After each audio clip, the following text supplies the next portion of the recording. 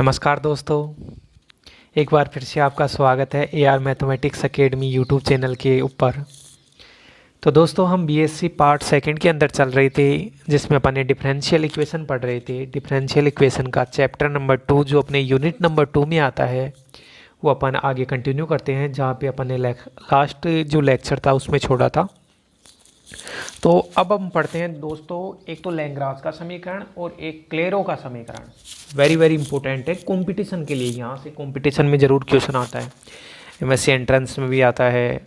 इसके अलावा R U D U C U B H U के जो एमएससी एंट्रेंस होते हैं फर्स्ट ग्रेड सेकंड ग्रेड में भी पूछा जाता है, क्योंकि बहुत आसानी से इसको बच्चे सोल्व कर लेते हैं। इस कारण ये कॉम्पिटिशन एग्जाम में पूछा जाता है। तो पहले अपन लैग्रांज के समीकरण का फॉर्मेट देखेंगे, फिर हम क्लेरो के समीकरण का फॉर्मेट देखेंगे, फिर अपन एग्जाम्पल्स के बारे में डिस्कस करते हुए क्वेश्चंस के ऊपर चलेंगे।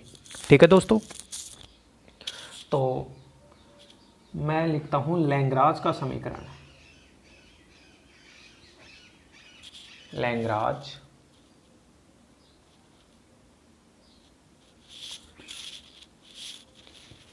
लैग्रांज का समीकरण।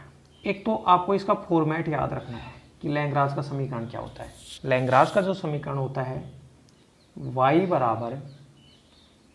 बराबर x some function of p, y बराबर x plus some function of p plus some other function of p। ये लैग्रांज का समीकरण का रूप होता है। y देखो एक घात में है, y बराबर x, ये कोई का p का फलन है, plus some other function of p, ये भी p का फलन है। तो इस रूप का अवकल समीकरण, इस रूप का अवकल समीकरण लैग्रांज समीकरण कहलाता है। लैग्रांज, इस रूप का अवकल समीकरण लैग्रांज समीकरण कहलाता है। ठीक है।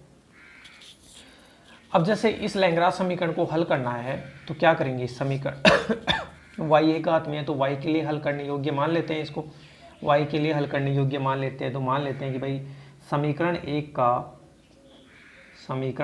का y के सापेक्ष अवकलन, सॉरी x के सापेक्ष अवकलन, समीकरण एक का x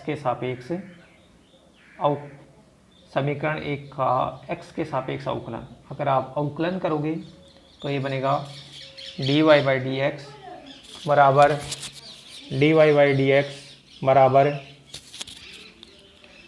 x का 1 एफ पी प्लस, देखो x को रोका, अब एफ पी का करना है तो एफ डैश पी और p का D P by D x plus इसका करेंगे तो पहले तो पूरे फंक्शन का एफ डैश पी और D P by D x. ये बन गया दोस्तों, ये बहुत आसानी से आप कर सकते हो।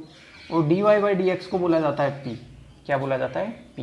तो कहने का मतलब इस एफ पी को मैं लेफ्ट साइड में ले जाऊं तो पी माइनस एफ पी बराबर x f dash p plus F dash P D P by D x.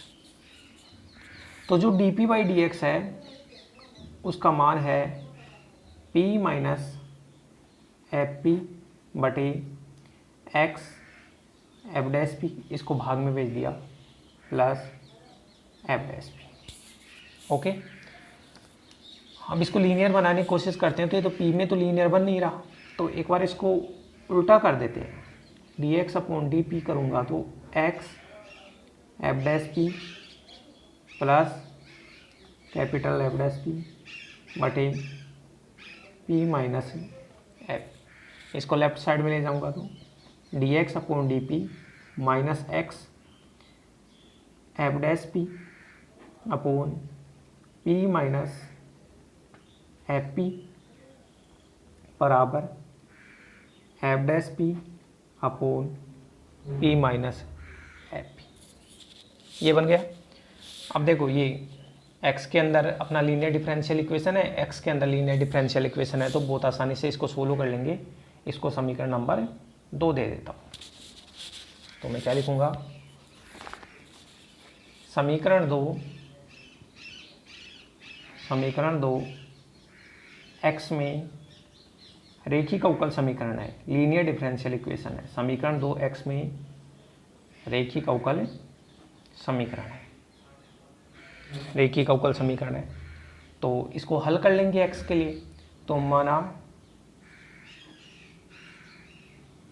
माना समीकरण 2 का जो हल है, माना समीकरण 2 का जो हल है वो x बराबर कोई फंक्शन मान लो फाई p और c आ गया।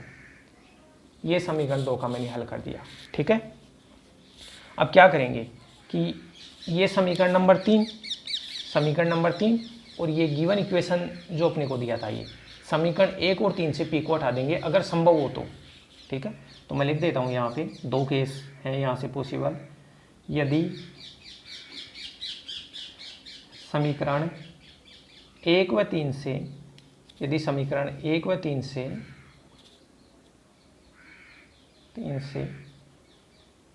p को विलोपित करना संभव हो तो,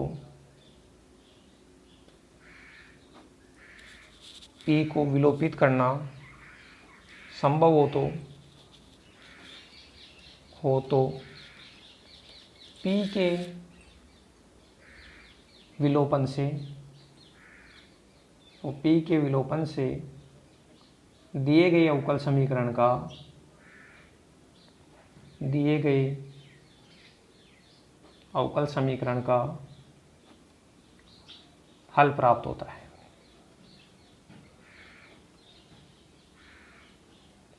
ठीक है, अगर p को विलोपित करना संभव हो तो ये। दूसरा केस, यदि p को विलोपित करना संभव न हो, यदि समीकरण 1 व 3 की सहायता से p को विलोपित करना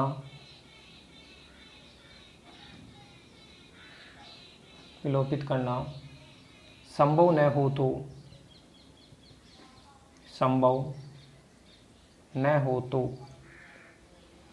x का मान समीकरण 1 में पुट कर दो।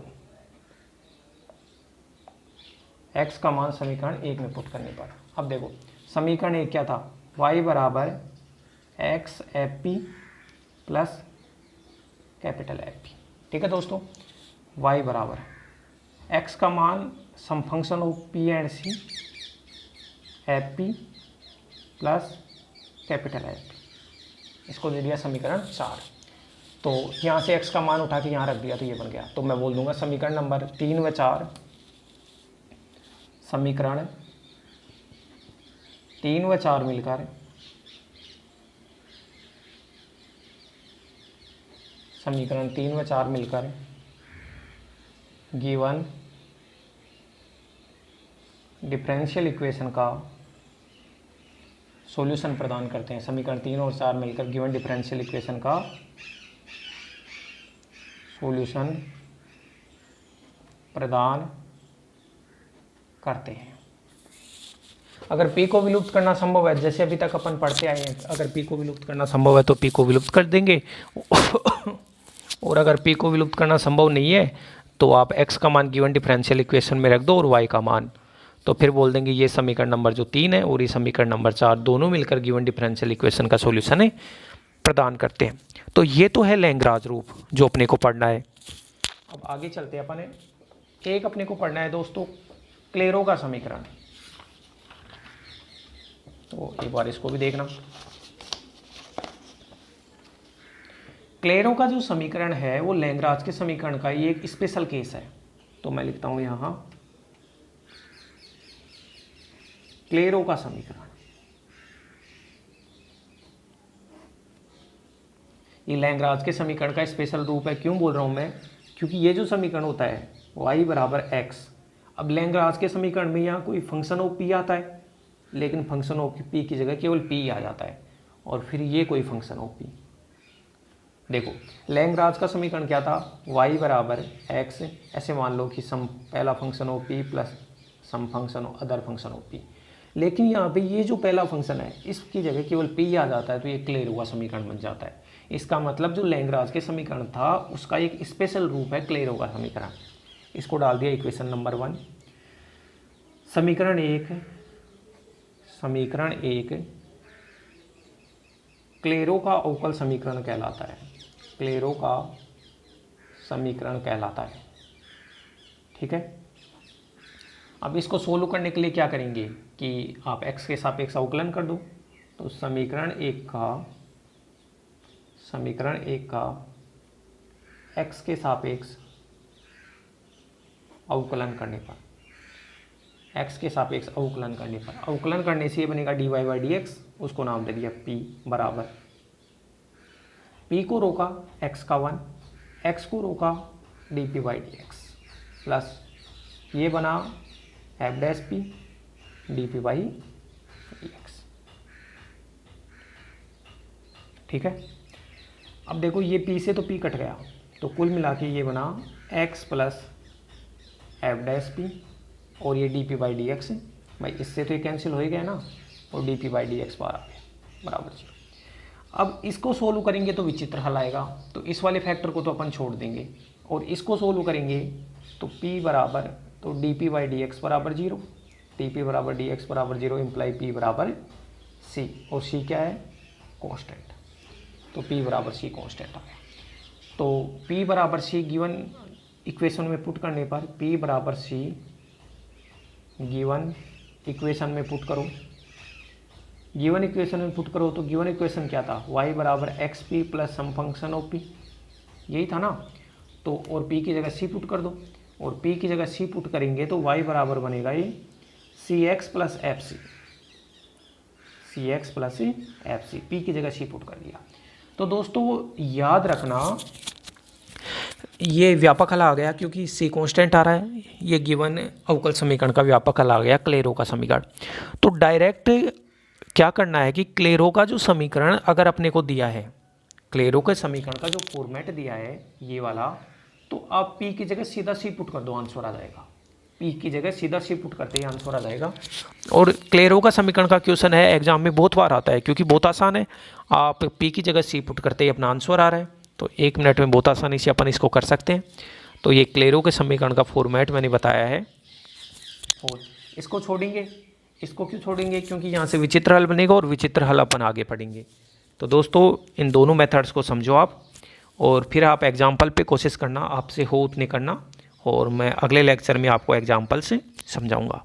बस ये ध्यान रखना कि लैग्रांज के समीकरण का स्पेशल केस क्लेरो का समीकरण होता है, और क्लेरो के समीकरण में p बराबर c रखने से अपना सीधा सॉल्यूशन मिल जाता है। ठीक है दोस्तों, धन्यवाद। आप AR मैथमेटिक्स अकेडमी जो यूट्यूब चैनल है उसको लाइक करें, शेयर करें, सब्सक्राइब करें, ज़्यादा से ज़्यादा अपने दोस्तों को बताएं जिससे उनको भी इस लॉकडाउन में फ़ायदा मिल सके, जब तक कॉलेजेज अपनी चालू नहीं होती हैं तब तक, और अपने नोट्स प्रॉपर तरीके से बनाते रहें। ठीक है दोस्तों, धन्यवाद।